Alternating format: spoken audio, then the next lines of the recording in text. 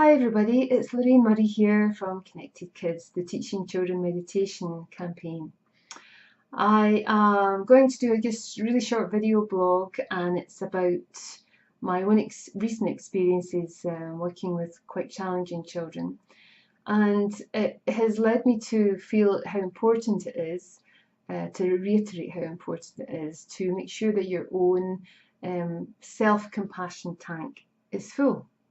Because often we want to teach children meditation and we're very enthusiastic and eager to do that.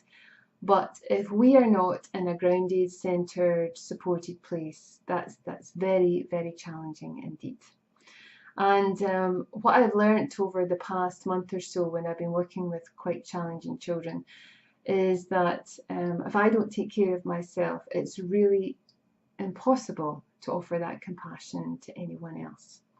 So here's a few tips and ideas for you to get started. It's certainly the ethos of what we promote in the level 1 course, and when people come on the course with us to start teaching children meditation. And that's about just checking in, finding ways to practice your own meditation. Now you may do that on a regular basis in a group, or perhaps you practice on your own. That's fantastic. If you're finding your time is quite compromised, taking the time to use day-to-day activities to help you just check in with your breath and your body, giving it permission to relax, choosing to notice certain senses, because when you notice your senses, you're taking your attention away from the multitude of thoughts that are running through your head and all the worries that cause your body to feel quite stressed. So you can do that like perhaps I do, where I listen to the sound of the kettle boiling if I'm making a cup of tea or coffee, where I pay attention to my breath and my body as I've got those maybe 60 seconds to just pay attention. Or I'm using the opportunity in the shower just to tune into the senses of smell and sound as well that comes when we listen to the sound of water, and sensation of touch obviously. So trying to do that. I also don't try and force children to learn meditation. I gently introduce these ideas, but if you feel that you've not got enough in your compassion tank to even offer to teach them, then practice your own meditation in their presence. And you can invite them to join you if they want to, or they can observe and then maybe join in. And I've noticed that happening where I want to sit and meditate, and they've just kind of sat beside me. They've just enjoyed being in my presence when I've started to become calmer. They've maybe joined in after I've started. Sometimes they don't, maybe take themselves away, that's fine. But it means I'm getting a chance to restore my compassion stocks and allow myself to feel a bit more grounded and centered.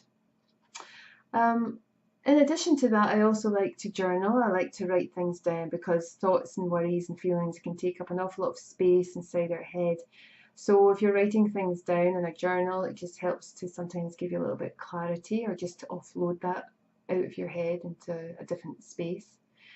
And another nice way to do that is to share with a friend or perhaps your partner, but not in a way that causes more anxiety. You know, there's no point in talking to friends if they're the type that really like to stir the pot with you and make it you feel 10 times worse once you've spoken to them.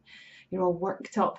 You want someone who's able to listen to you mindfully and help you reflect on what you're learning and the challenges you face and how you can put things into place. And they're like gold dust, those friends. But if you have one of those, if your partner's like that, then go and talk to them, and just not with the intention of them fixing it for you or sorting it out, just being heard, just allowing yourself to be human, and feeling yourself being heard.